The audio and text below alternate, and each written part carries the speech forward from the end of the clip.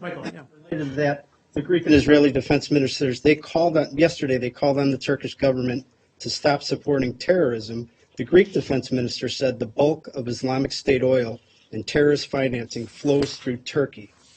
How does this square with your previous statements that the Turkish government is not involved in these areas, terrorist financing activities or the oil trade? Sure. Thanks for the question, Michael.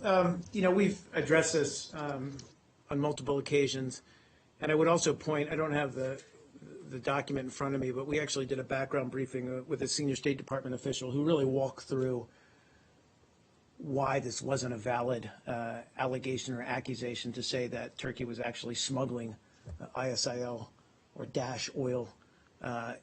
It didn't make, first of all, economic sense at all. But secondly, there was just no evidence to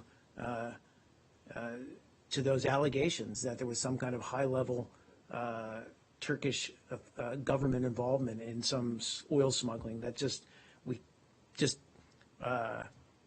have not seen any inclination to that, any kind of sign of that. So they have it wrong. So we disagree with that assessment.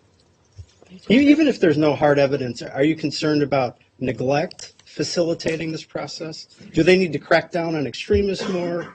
I think, look, first of all, as we all know, smuggling along that area or in that area is, frankly, centuries old. There's established smuggling routes, and those are persistent, and they're difficult to squelch altogether. We, the United States, reject the premise that the Turkish government is somehow in league with ISIL to smuggle oil.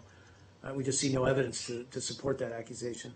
But is it more they're looking the other way, though? Not necessarily. I can't say that there's no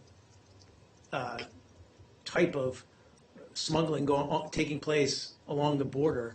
There may well be, but it doesn't make economic sense. It's not how ISIL moves its commodity. And frankly, we've seen that ISIL has